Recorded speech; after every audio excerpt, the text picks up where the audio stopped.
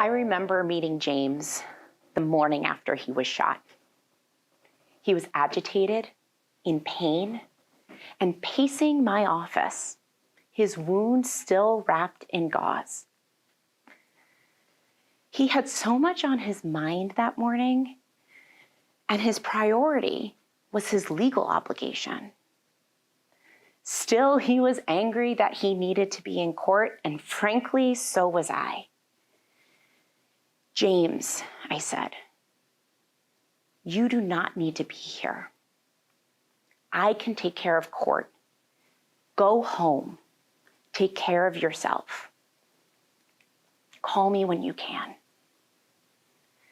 This conversation I have had countless times over my career with the veteran who tried to delay his chemotherapy, the new mother who had just given birth, the man who was hit by a bus, and the woman with pink eye.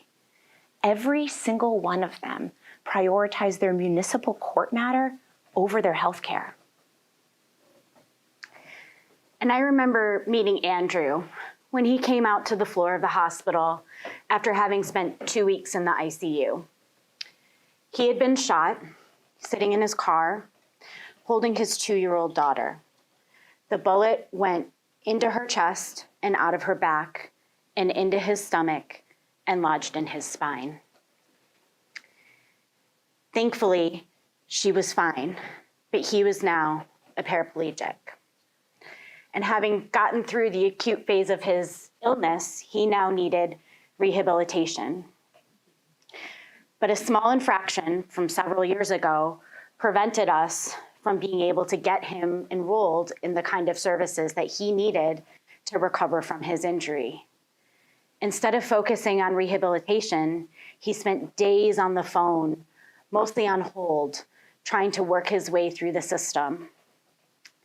Eventually, we were able to get him out of the hospital with a charity-provided wheelchair, but without any of the rehabilitation services that he needed to move on and be successful in his new life. James, Andrew, like so many people who are legally involved, had to make seemingly impossible decisions, ones that could impact their health, their freedom, their lives. And as healthcare providers in the hospital, in the courts, it was our job to give them the information they required to make informed decisions about their wellness. My name is Colleen Smith, and I'm a forensic social worker who's been operating in the New Jersey legal system for over a decade. And my name is Stephanie Bonney, and I'm a trauma surgeon. I've been working in trauma centers around the country, also for over 10 years. Our relationship started a couple years ago when I picked up the phone and asked to visit the court where Colleen works. That was the beginning of our partnership, and we started by doing a needs assessment. We wanted to know what the relationship is between people's court needs and their healthcare needs. So we did a survey. We found that 20% of the people, all comers to an urban emergency department, have outstanding legal needs that have not been resolved. And of those, over 50% of those people said that they would prioritize taking care of their legal needs over an immediate healthcare concern. This wasn't really surprising to us, but it's also not particularly helpful. There's no one program or agency that we can create that can help these complicated issues across the spectrum of healthcare and legal issues. Then 2020 came and the pandemic hit, and all of the resources of the people in the hospital were focused on taking care of those with COVID. And down the street from the hospital, the courthouse shuttered. Judges, attorneys, court personnel went home to build a brand new legal system out of their living rooms. At a time where our two systems couldn't have seemed further apart, it was our relationships forged before the pandemic that moved us forward. You see, people still needed these systems to work for them, particularly during the most critical public health crisis of our lifetime. So we thought about how we developed our relationship and what we could do to make things work. At a time where police were issuing hundreds of tickets for violations of stay-at-home orders or other public health orders, we started to think, is this really the best way to go about this? Should we really be policing public health? So what we did is we created an alternative for these police officers and for the court system to take care of these tickets. We built something called Public Health School. It's a 1-hour course that people could take to learn about why it was important that they stay at home, social distance, mask, and take care of other public health needs in the middle of this crisis. With this 1-hour course, it was an alternative to prosecuting those tickets. And in addition to getting those tickets adjudicated, we found that participants in the course told people about what they learned. They went out into their communities and talked about the importance of hand washing, the importance of masking and social distancing. And they also taught about how to manage their own stress in the time of this crisis. The pandemic came and went, and after about a year, the tickets stopped coming for the violations of the public health orders. And we began to think, what else could we do to help people engaged in these two systems?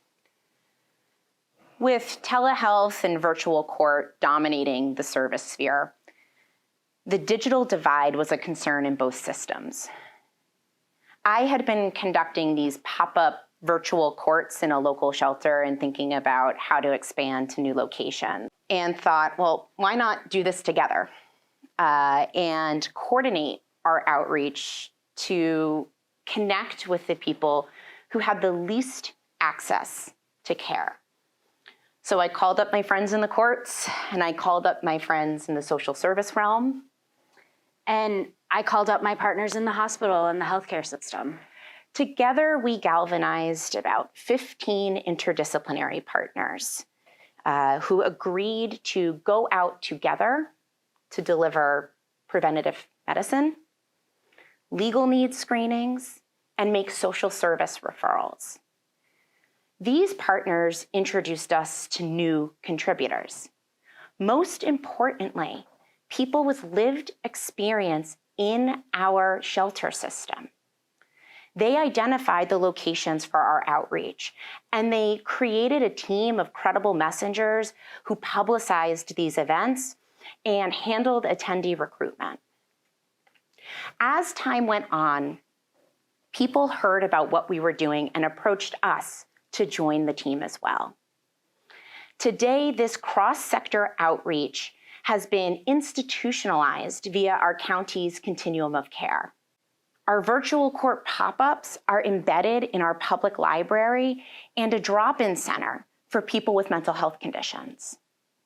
And our courts have recognized that this community approach can ensure equal access to justice.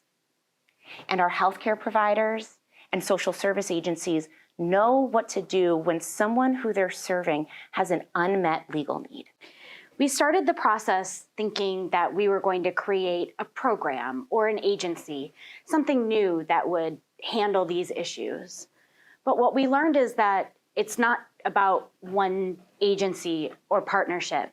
What it is about the people and building the relationships. As we worked in the community and in our programs and through public health school, we found that agencies and groups and the community built partnerships together with one another, and that the power of our project was in those partnerships that were built. Sometimes taking care of a ticket or getting a blood pressure check is enough to set somebody on the path to health and wellness. It doesn't have to be a whole program. It really can just be about the partnerships, building those relationships so that the organizations know who to call to help the people that they're serving. When I think about Andrew and his paraplegia and his new life moving forward, I think how much better it could have been for him if he had not had to handle all of his legal problems in that moment.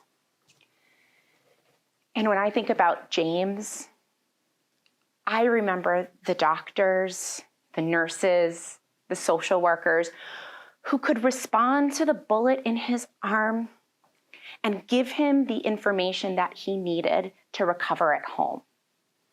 But they could not give him permission to follow those orders. That came from me, a social worker in the courts. I am hopeful that one day there will be a system that gives James permission to heal. I don't know what it'll look like, but it will not be a single intervention or program like we once thought. It lies in the relationships we build with James, the people who care for him, the people who work in the systems that he navigates every single day. As healthcare providers, as attorneys, as community members and neighbors, it is our responsibility to build those relationships, step out of our zone, and go into spaces that may not have been initially designed for us to listen: a court, a hospital, a community center. Building and investing in the relationships that will create a system that can respond to a person and not a problem. When I think about the next chapter of legal and healthcare alignment, I look forward, but I also have to look back and remember that this started because a doctor heard about a court that provided social services instead of jail time or fines. And she picked up the phone and asked for a meeting. So I implore you to pick up the phone, call somebody who you just met, or someone who you haven't spoken to in a long time. Join a network of partners where you're not going to be the expert in the room. And take your work to places where you had not originally imagined. Thank you. Thank you.